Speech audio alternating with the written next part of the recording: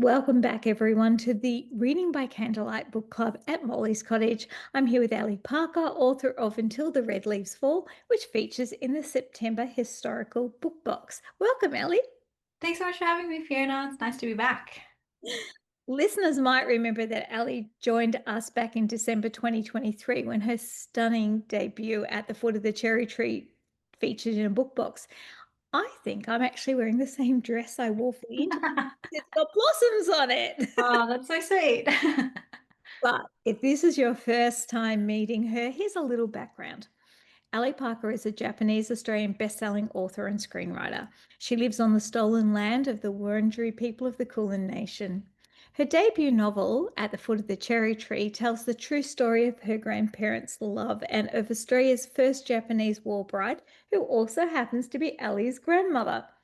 This book became an instant bestseller and was shortlisted for both the Australian Book Industry Award and Dymocks Book of the Year. It was also my favourite read of 2023. Now, as a screenwriter, Alli has written episodes of your favourite TV shows Jack Irish, Secret Bridesmaids Business, and Miss Fisher's Modern Murder Mysteries. And because she doesn't do anything in her spare time, she's also founded 12th Draft Literary, a manuscript and copy editing business. Now, from her bio alone, you can tell Alli is incredibly talented as a writer, but it doesn't capture how humble she is about her many achievements. Her writing is beautifully evocative. Her latest book will make you laugh and cry and maybe hold your breath a little too. And it's called Until the Red Leaves Fall. And wow, what a story. Think 1950s Melbourne, theatre scene, all velvet seats, backstage shadows where the heroine has to decide whether to tell the story or tell the truth. We've got so much to unpack, and I can't wait to dive into it with Alli tonight. Alli, can you please give us a quick spoiler-free pitch of your book? Absolutely. So Until the Red Leaves Fall is about a playwright who wants to tell her family's story, a producer with a theatre to fill, and the way that truth and fiction collide in the pursuit of storytelling. The book follows Emmy Darling, who's always dreamed of being a writer, but has had to put her ambitions aside to support her husband Sebastian's career. And it's worked. Sebastian is currently the hot playwright of Melbourne's 1957 theatre season. But when theatre impresario and lead actress Virginia Van Bell discovers that her favourite moments in Sebastian's plays are actually the scenes that Emmy has written, Virginia wonders whether Emmy might like to write a play for her theatre, the Bellevue. And when Virginia discovers the truth of Emmy's wartime experience, which was that she and her family, as Japanese Australians, were arrested by the Australian government, dispossessed, and thrown into internment camps for the duration of the war, Virginia insists that the play be written about that. Initially, Emmy's really excited to tell her family story, but as the work progresses, she begins to realize that her version of the play and Virginia's version of the play are two very different things. And as the opening night looms, she has to make the choice whether to tell the story or tell the truth. That's such an exciting premise, and I really loved reading it. I knew I'd love reading it because I loved your first book so much. But this, yes, excellent. Now, your debut came from such a deeply personal place, drawing on your family story. With Until the Red Leaves Fall, I'm curious, what was the spark or seed that began this one? There are a few actually. It was sort of until the Red Leaves Fall came about, it was sort of three ideas that collided into one. So it heavily draws on my time working in TV, which is always a very tumultuous place to work, very high stress, high octane environments, lots of money, lots of egos. There's always stuff going on behind the scenes that you don't see of your favorite TV shows. And I thought if I could write something that was set perhaps in the theatre in a historical fiction context, and then I could plausibly deny that any of the characters are based on real people that I've worked with in the past. Love Um, it. yeah, but the actual setting of the theatre came from actually watching another play. I went to the theatre, I went and saw a play called Bernard Hamlet by Teresa Rebeck, which was put on by the MTC a few years ago. And there was a scene in that where Basically, the main character is Sarah Bernhardt, who's an incredibly famous French actress and is the first woman to ever play Hamlet. And she had hired um, a playwright to adapt Hamlet for her for the stage and was putting a huge amount of pressure on him to adapt Hamlet perfectly. And so his wife comes to Sarah and says, "You have to fire him because this is killing him and he will never quit." And so when we hit that moment, I sat up in my seat because I thought for sure she would offer to write the play in his stead. But then I remembered that it's based on real events, and that would never have happened back in the late 1800s in France.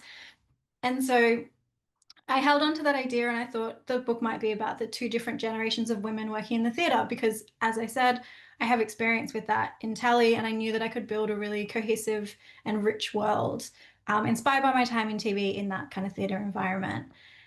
And the final idea that really kind of broke the whole thing open was when I was doing my research for At the Foot of the Cherry Tree, I came across a throwaway line in an article that talked about the disconnect between the pre-war Japanese population of Australia and the post-war Japanese population of Australia. Because the post-war Japanese population were the war brides and their families, so that's where my family migrated here. But pre-war, like a lot of those people came before the White Australia policy was established, or even were exemptions to the White Australia policy. And they had been here in some cases for decades, for some families for generations.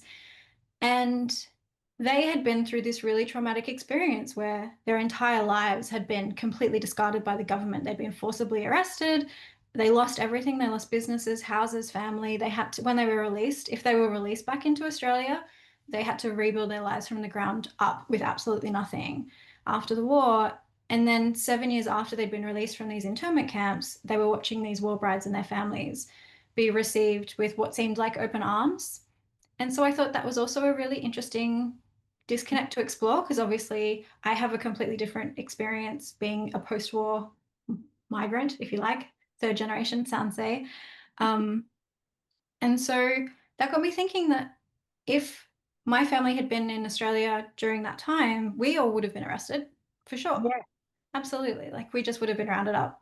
No questions asked. But then the more research I did into it, the less sure I was that I would have been arrested because I'm much more white passing and you can't really see my Asian heritage at a glance.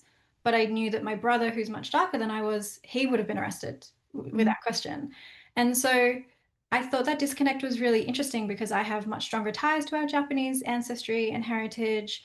And like I speak the language, I've done a lot of research into it, wrote a whole book about it.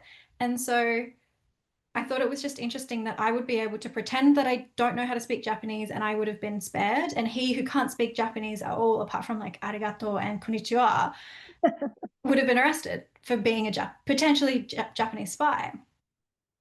And so when all these ideas sort of collided, and I realized actually that Emmy had this secret traumatic past that she never spoke about, but that really impacted her every single day to be the woman that she is, who we meet at the start of the novel.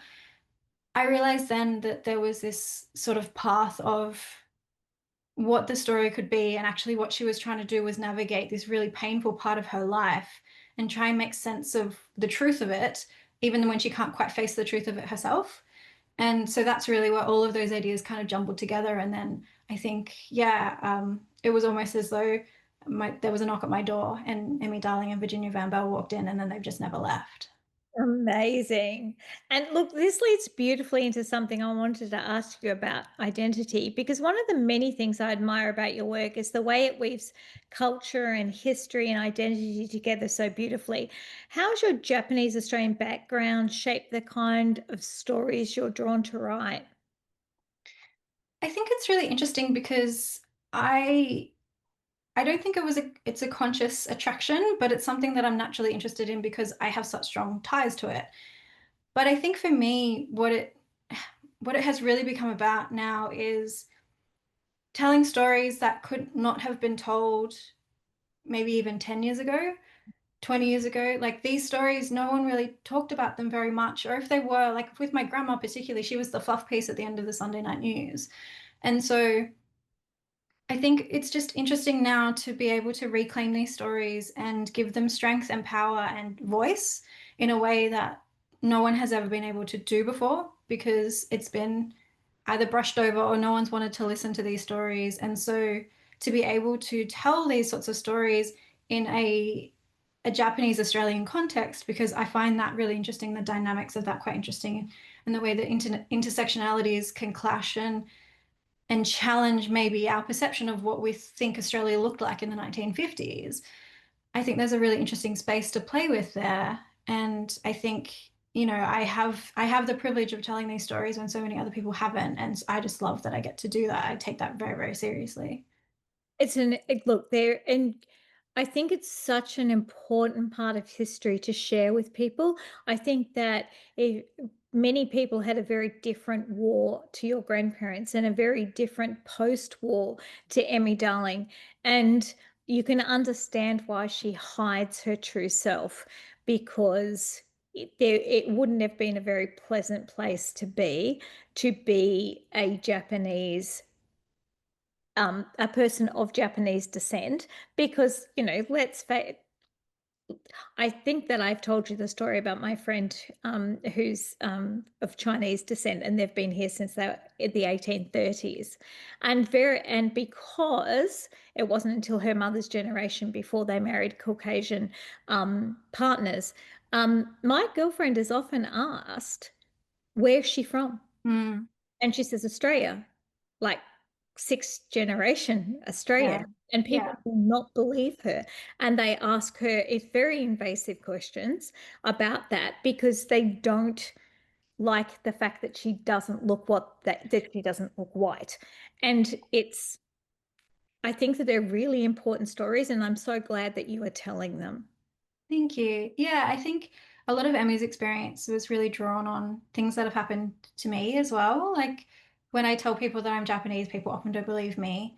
Like I think there's a line in the book where Emmy is very used to being interrogated when she tells people about her Japanese heritage, because people just can't fathom that she might look not how they expect a Japanese person to look.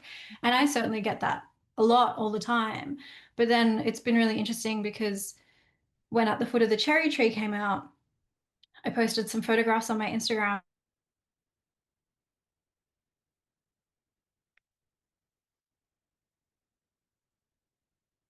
about um, Japanese, because my grandmother is Japanese, but my coloring is different. And so that then renders my Japaneseness irrelevant. And so, yeah, it's this really interesting disconnect between, um, identity and who I am and what I look like versus who I am inside, and how people in society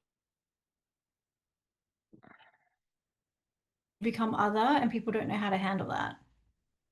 Yeah, that's a very important point because I think that the other thing, well, I'm just going to I think that we keep freezing, and I'm going to switch over to my phone Okay. because I live in a place that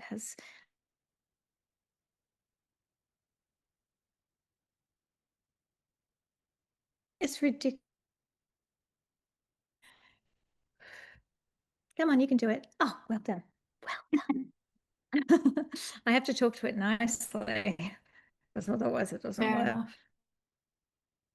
I had to read this book with my parents so that I could read it to prepare for this interview. My dad stole it Yeah. off my bookshelf day after your book launch, and then I tried to get it back, and my mum was reading it. And then she rang to tell me that you are the most incredibly talented writer. I think Oh, you're now that's so her lovely. favorite. And in fact, my parents both loved it so much, which I think is a testament to your stories that transcend age and gender. But they especially loved reading about the Melbourne they grew up in. They were both working in the city in the late 50s and saw countless theatre shows. And I have all the programs to every play my parents ever went Oh, to at the wow. time. I know it's such a rich history to look back on. And how important was place in shaping this novel? Do you think that the setting became almost another character? Yeah, absolutely. I think locations, particularly in this book, are really, really important. I always wanted it to be Melbourne. I love the theatres in Melbourne. I've gone to the theatres in Melbourne my whole life, and I know exactly like where you sit in the Regent or Her Majesty's or the Princess to get the best seats. And so I knew that there was a really long theatre history here, and I really loved the opportunity to be able to create my own in the Bellevue Theatre and have that built in. And I know exactly where it is on Burke Street, like, you know, at that top end near the corner of Spring Street in that kind of theatre district where the Comedy Theatre and Her Majesty's are similarly placed. And I really wanted to, I guess, get a sense of the world that was here because I think often we don't think about what Melbourne was like, particularly during that period. I think generally for Australia, a lot of people don't think about the 1950s very much. But I think, yeah, to have the opportunity to create a Melbourne that I knew and recognized and just kind of live in it was really, really fun. And I actually had a few people message me after they read the book saying, I look around at the city in a completely different way having read your book, which I think is just such a huge compliment. I loved the little nod to Melbourne landmark Pellegrini's. Yeah, Pellegrini's made it in, absolutely. My husband's friend is the top barista there, so we go there Amazing. often because we'll be walking into it and he'll already have made our coffees. Bless. That's so sweet. It's just these little touches that just bring your story alive. And so I just think that, the research that went into it must have been amazing.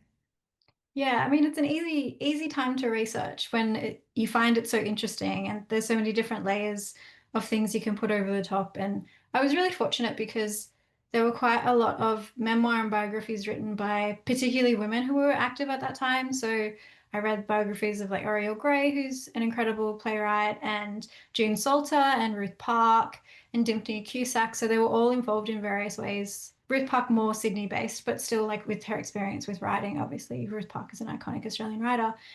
And so it was really interesting to read these memoirs and realize that these women had completely different experiences of the similar time period.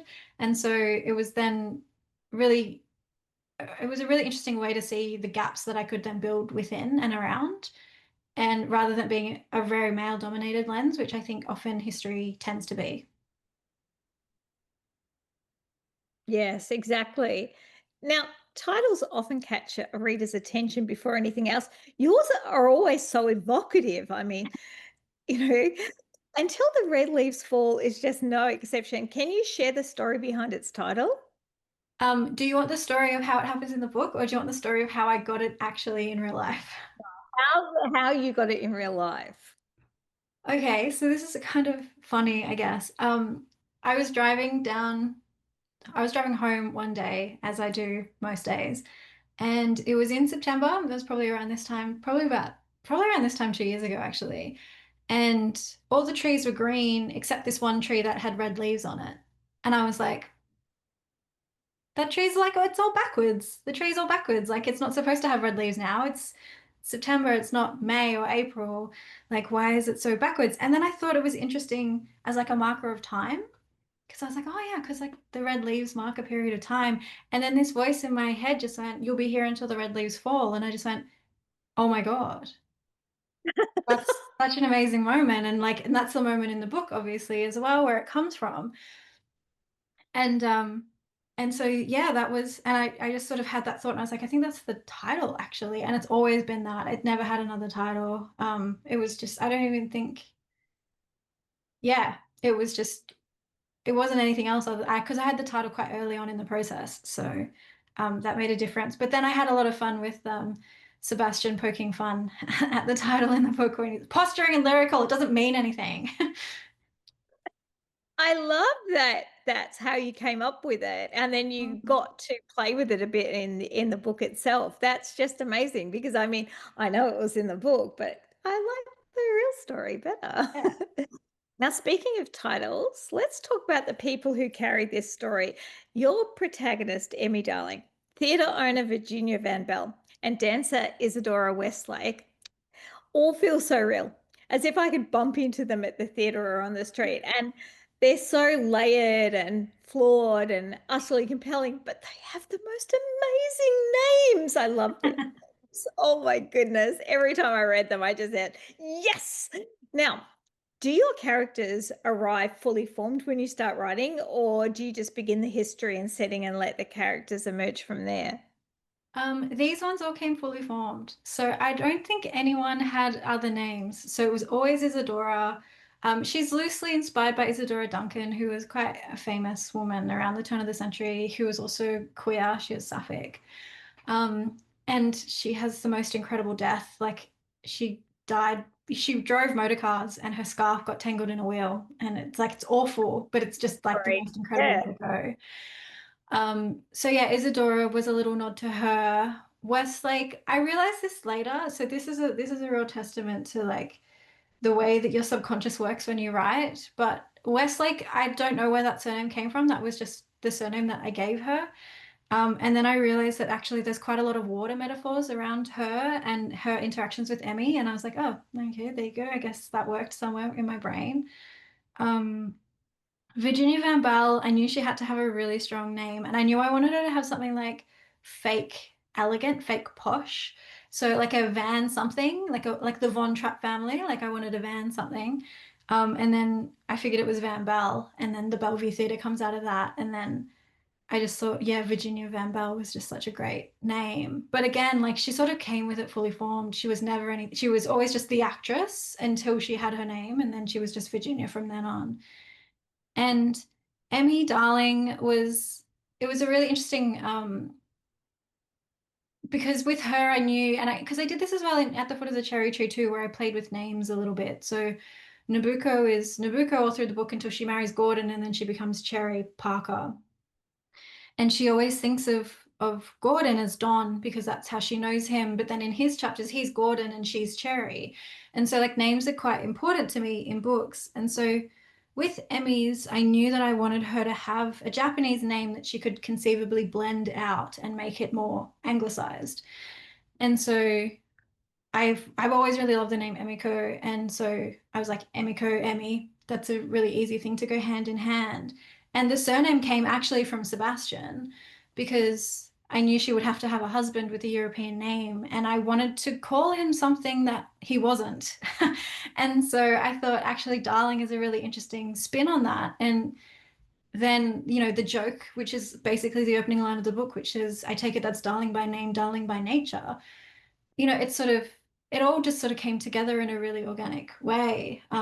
But yeah, I love the names in this book. I don't think I will ever name characters as well as I have in this book. Oh no, they're just amazing. And also every time I think like whenever Emmy is referred to as Mrs. Darling or anything like that, it always reminds me of Peter Pan. Mm, And I just think that that's a really, it is a special connection because, it has such connotations for everything that actually happens to her because it's like a reemergence and, growing as a person and yeah, things like absolutely. that. Now, without spoiling anything, is there a particular scene or element of the story that was most rewarding for you to write?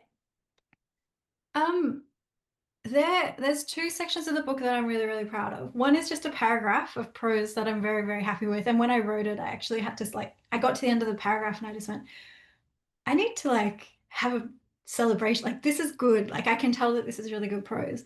But I think the one thing in this book that I'm actually the most proud of is the sex scene. Ooh. Yeah, which I mean is maybe slightly controversial because no one ever talks about sex scenes apart from going, I hate writing them, but I actually really enjoyed writing the sex scene. I'm not going to say who it's between, but there's a particular sex scene in the middle of the book, and um, it just was so organic and real, and I just really, when I finished, like I didn't even really have to edit it very much. Like that's sort of the first version, just with a couple of Oh, trims that really? ended up in the Amazing. book. Amazing. Yeah. So, yeah, but I think that especially like because there's a sex scene in At the Foot of the Cherry Tree as well, which a lot of people ask me about, but in a weird way, because they're always like, was it weird writing a sex scene about your grandparents? And I was like, it's weird that you're thinking about that. Exactly. But yes, but so with Until the Red Leaves Fall, I felt I could be a little bit more sexy and I could be a little bit more open about the relationship that Emmy has to sex and sex with different people and what it means to her and how it connects back into her identity, which is obviously what we were talking about earlier. And so I think that's probably one of my favorite moments is the Yeah. sex. And it's a really beautiful scene too. I mean, there's nothing gratuitous about it. It's all about love and feeling and connection. And so I think, yeah, no wonder that you really Yeah. enjoyed it, and that's your favorite. Because your writing voice, Ellie, is so distinct. It's lyrical and it's evocative and it's steeped in both history and emotion. And I was wondering, you know, which authors, like Australian, Japanese, otherwise, have most inspired your writing voice? Yeah, it's such an interesting question because I think sometimes it's hard to quantify because I think sometimes books have impacts on you and you don't even realize that they're doing it. So these are the ones that I know have had an impact on me, that I've consciously sought out as like reference texts or people to kind of emulate. And my main one actually is a Welsh writer called Sarah Waters who wrote Fingersmith and Tipping the Velvet, and probably one of my favorite books ever, which is The Night Watch, and also another one of hers I love, which is The Paying Guests. And she has this incredible way of writing prose that is so lyrical and gorgeous about mundane things. And it really turns the mundane into magic. And every time I read a book of hers, I'm always underlining and tagging stuff and just going, come back and reread this paragraph at some point. And I did that a lot. Like whenever I lost my kind of ability to do words on a writing day, I would always have a copy of one of her books sitting on my desk and I just open it up and I just be like, okay, yes, all right, now I can kind of get back into it again. So she had a huge impact on me. There's also an author called Britt Bennett who wrote, she's written two books, one called The Vanishing Half and one called The Mothers. And her prose is incredible as well. She's really had a huge impact on me in a really similar way because I felt like with At the Foot of the Cherry Tree, because I'd come from a screenwriting background, which is really the words that you use are very specific and it's all very concise because it's a kind of transitional document. So it doesn't need to be beautiful, it just needs to be functional. And so I felt like the prose in At the Foot of the Cherry Tree was maybe one of my weaker points in that book. And so I really wanted to improve on that for Until the Red Leaves Fall. And I think I really did kind of lift my game there a bit. And I'm looking forward to whatever I write next because I think it will just keep getting better and better, hopefully. That's what you want as a writer, I think. Yes, but At the Foot of the Cherry Tree was like my favorite book in 2023. So I Yeah. think like you set yourself a very high bar and you just keep going up. Thank That's you. crazy. Thanks. This is a silly question, but I want to know if you could time travel to any historical moment just for a day, no strings attached, where would you go? Oh, that's huge. That's such a big question. Um, this is really indulgent, but I think I would actually go to the day that Gordon and Sherry arrive in Australia. Oh, I think, oh, well, they arrive in Melbourne. So go out to Essendon Airport with all of the Parkers, come back in the police escort with them to the house, the party at Greenwood House, and just see, just see that, just to witness that, because it's such a special moment for so many different reasons. But I really think like that would just be so incredible to be there and to see all the people who loved them and supported them and were there to celebrate with them. And also just to like, I suppose, take little parts of that story for myself because I can't access all of it because my grandfather's passed away. And I can speak to my grandma about it, but like when you speak to someone about a night that they had 75 years ago, they don't really remember all the little details. And no, so I think it would just be nice to be there and just to experience that would be really beautiful. that's such a beautiful answer. Now, Allie Parker, what's next for you? Have you started book three? Not really. I'm still throwing around a few different ideas. I'm not quite sure where I'm going yet. I have an idea of where I probably am going, but I'm in a big research phase at the moment. So I don't really know what it looks like. I don't know who's in it. I haven't really met anyone yet. I'm just kind of reading about the world and seeing who kind of bubbles up as I'm working my way through it. But yeah, I'm starting to get like little like flashes of scenes, and I'm like, oh yeah, write that down. I need one of those, and I need that moment too. And we'll just see how all of these string together, and if any of them actually make it into the final book, I don't know. But yeah, still very early days for whatever's coming next. Whatever it is, I know I'm going to love it. Oh, thank you. That's time on our interview. Amazing. Amazing, I That know. was so quick. Thank you all for coming along tonight and watching us live. If you're watching this on YouTube or listening to the podcast, I do hope you've enjoyed this episode. Let us know what you're thinking in the Reading by Candlelight Facebook group or on socials. And I'd like to thank our author, Alli Parker, for chatting with me and for being Reading by Candlelight September Historical Book Box author. Thanks so much for having me, Fiona. It's so lovely to chat to you. And Until the Red Leaves Fall is available in a book box from Reading by Candlelight now and in good bookstores. So if you haven't ordered it already, I hope you curl up with it soon. It's one of those books that lingers long after you've turned the last page. Wishing everyone happy reading and goodbye until the next time at the Reading by Candlelight Book Club.